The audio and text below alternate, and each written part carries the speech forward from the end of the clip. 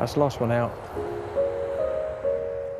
It's approaching midnight, and the busiest two-runway airport in the world is preparing to go to bed. Are you closing this in a sec? There's a smattering of passengers in the terminals, a handful of bags on the carousels. And out on the airfield, the sound of jet engines is absent. It's very quiet out there, very dark. You can see for miles.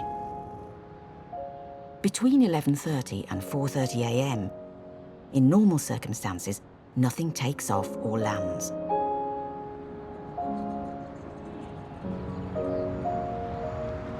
Feels very quiet and almost like you can't believe that this is Britain's busiest airport now.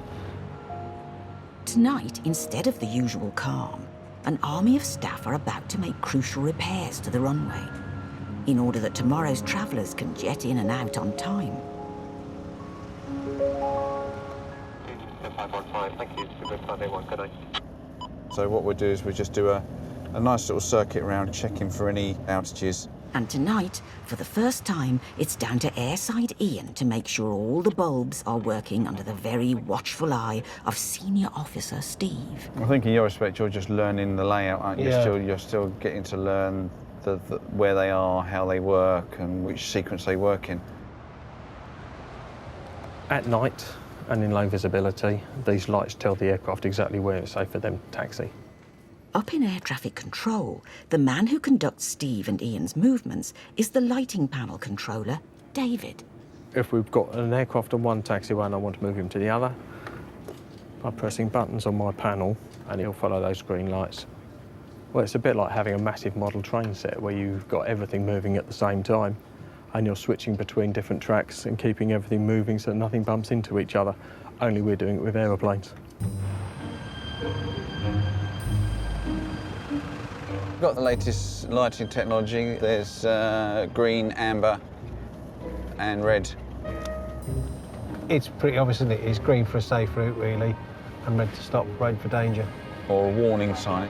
Well, that's a strange one, isn't it? Because red is danger, but also strawberries are red, red currants are red. It's like when you cut Everybody yourself, thinks, you see red blood, and you think, oh God, yeah. Although saying that, when you lack of oxygen, you go blue in the face, don't you? I think it's a bit of a red herring, don't you? Oh, yeah. Walked into that one. Good one.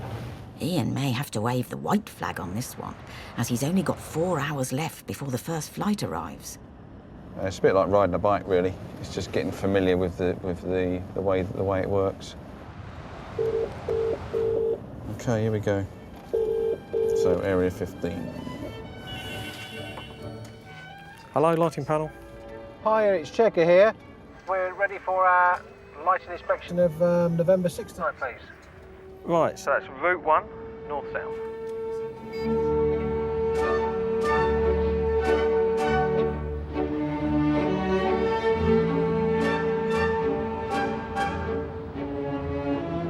So what we'll do is we'll just do a nice little circuit and fault them accordingly. So we've got one there.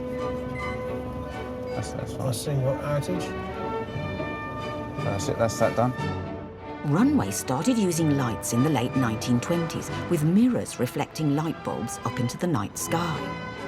Okay, next sequence, please. Okay, curve to the south. Today, there are over 13,000 LED lights. So, worst case scenario, if this route wasn't available, if the lights all failed, then ATC could not vacate aircraft to the turn-off. That would put a delay on the aircraft vacating the runway, which could affect the aircraft that's coming in to overshoot. So it's essential that all the routes are working correctly. Next sequence, please. Okay, that's a stop bar to the south of you. That curve is good. Next sequence, please. Okay, curve the other way. That's good, thank you. East-west. So we've now got green, amber. So we're missing a green here on this direction, 2 greens. So we'll fault that. So that's us complete, sir. Okay, so that's the runway lights off. All done. Thank you, guys. Thank you very much. Job done, and just in time for the airside engineering manager to replace the broken bulbs before the first morning flight arrives.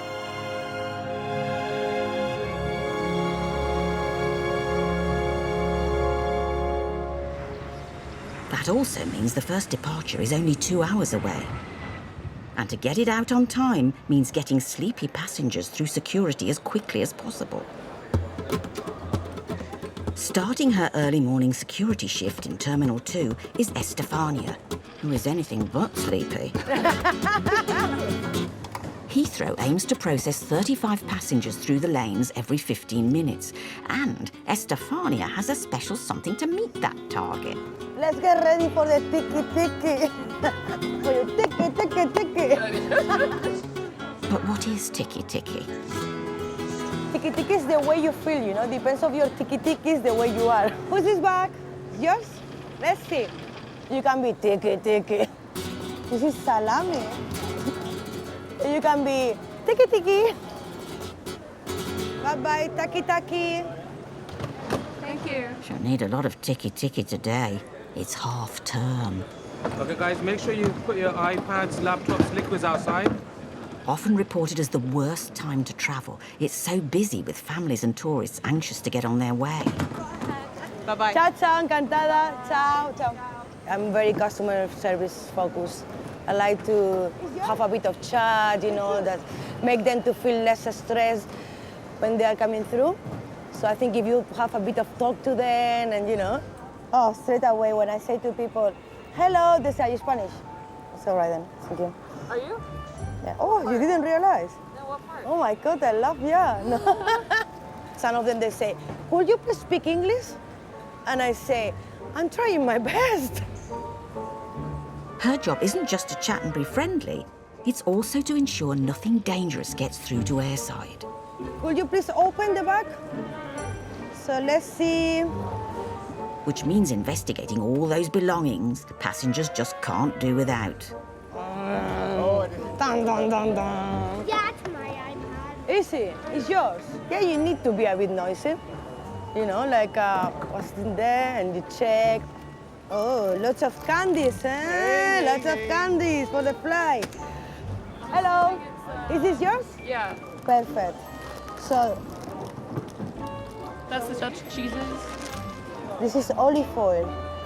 Okay. Oh, there's garlics. Are you scared of Dracula? No? I never know what to expect when I'm searching bags. You know, it's always a surprise. You have a bag to search. To get everyone through to departures on time, Estefania's going to have to pull something out of the bag. So I need to check that. Yeah?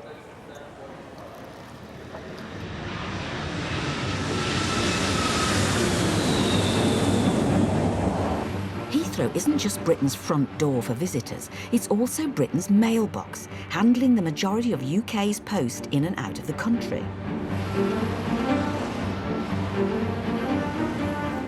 With over 1 million parcels a day being processed, it's not surprising that organised crime is trying to establish this as a route for illegal drugs. Ready? And this is how a postman's arch enemy You come. has become a Border Force officer's best friend. You had too much dinner, mate. Enter Border Force dog handler Rachel and Cole. Good lads. See what you can find. Cole comes from one of the oldest breeds in the world, the English Springer Spaniel. And he's one of over a dozen sniffer dogs working at Heathrow. Good boy. Come. Good lad. He's so keen, he never wants to actually stop working. Come on then. Kick on. Good boy. Today, the drug-busting duo are back on the mailroom floor checking international post, on the hunt for the slightest whiff of smuggled contraband. So normally when he's this insistent that there's something there, then there should be drugs there. So he's just shown interest in a couple of packets, so we'll take them off and have a little look and cross our fingers and hope there's some drugs in there, hopefully. Awesome. Very pretty paper. Yeah.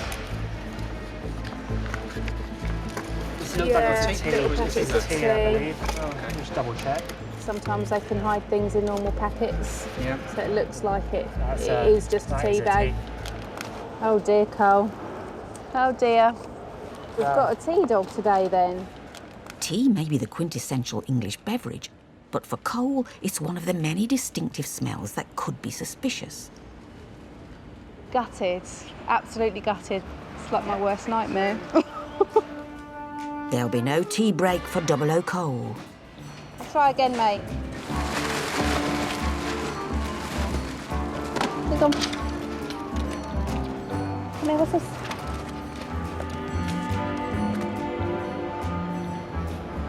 Stick on. He's absolutely going ballistic on it. I wonder whether it'd be worth putting them through the X-ray just to see. Ready? Yeah. Let's go for it. Internationally, Springer Spaniels are the dog of choice when it comes to drug detection. But is Cole barking up the wrong tea? Oh dear.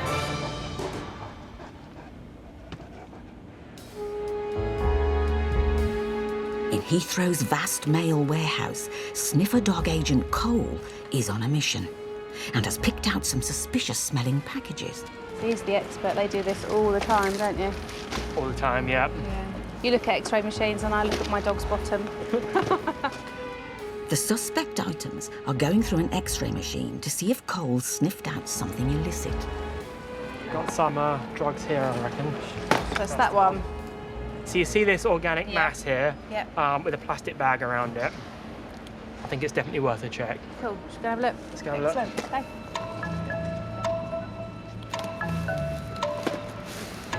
Is it going to be Ledo?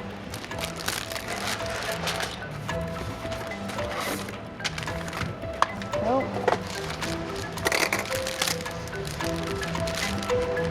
Yeah, there we go. Mission finally accomplished, Cole's delicate nose has weeded out a cannabis jackpot. It's fantastic. Really good.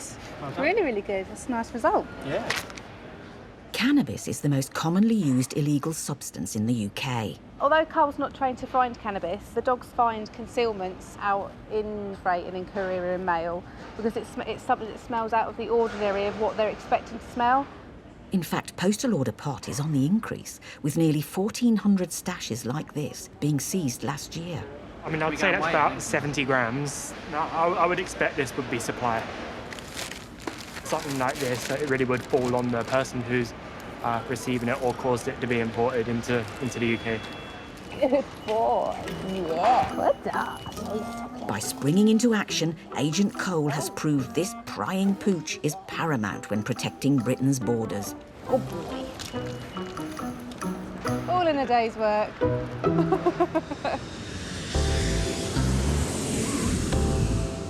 Over in Terminal 3, Feeling good today.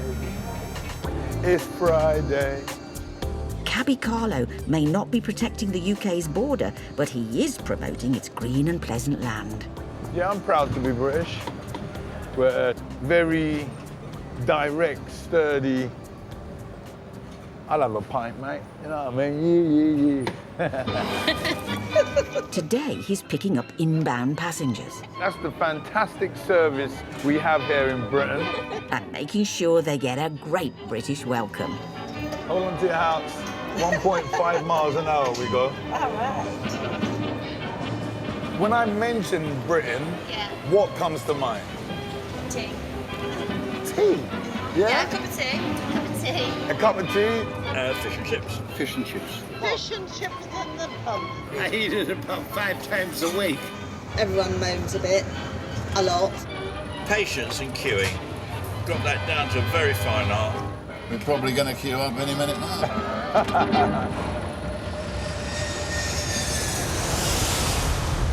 Whilst queuing may be a very well-known British device, out on the airfield, another less-known British-made device means Heathrow is one of the safest airports in the world. Runway visual range indicators.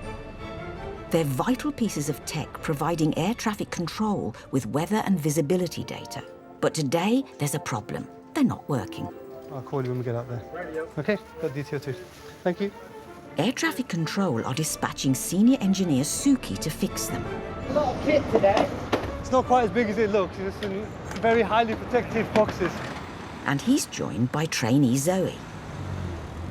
I am an engineering technician. I was an engineering apprentice. I'm training in this job. With qualification taking 3 years, Zoe's being mentored by Suki.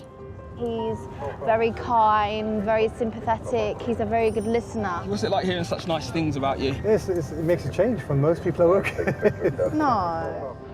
The RVRs they're fixing today are crucial in reducing delays to incoming flights due to bad weather.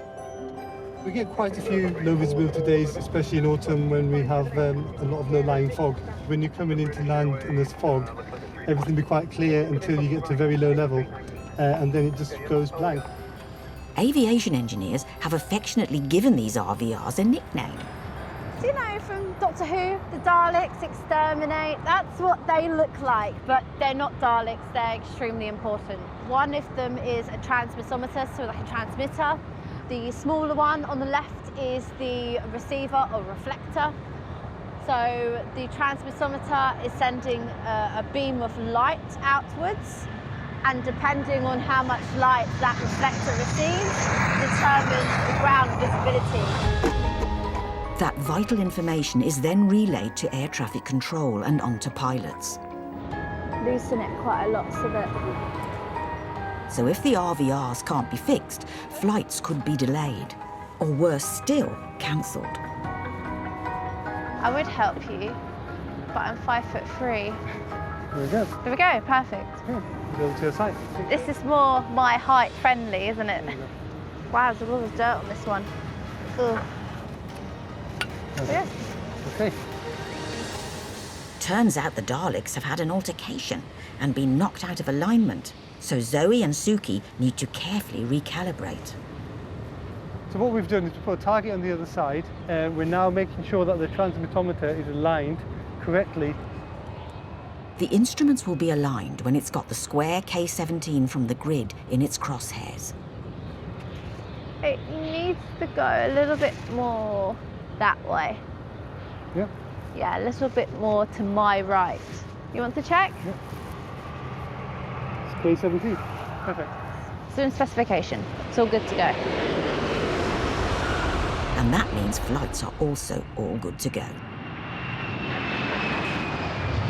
It is amazing being this close. I mean, a lot of plane spotters are very, very envious of us being right here, right now.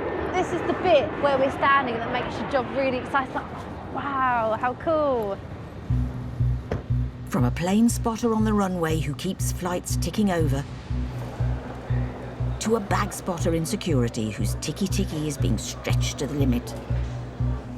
Oh, you're a good temper. Yeah, I have some experience, you know. It's the end of Estefania's shift and the end of half-term, which means there's been no let-up to the relentless bag searching. And with only an hour to go, Estefania has to stay tuned in. So you're right for me to search your bag, yeah? Okay. As she detects a suspicious-looking shape. Oh, wow. Yeah, right. Okay. Will you please open the bag? Heathrow's X-ray machines immediately flag up wired devices. Different materials that go through the scanner come up in varying colours. Metal tends to come out blue, wiring green. Oh, okay, so it's a radio for your car. Yeah. A radio for your car, okay? So it's for Mercedes. Oh, okay.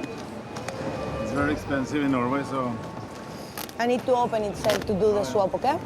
please do. Okay. Okay, anyway, I'm gonna have to ask my manager because it's a large electronic and it's not very common. There is a certain size that a passenger can bring through for an electrical item. Like they can't bring a fridge freezer through, obviously. What do we have here?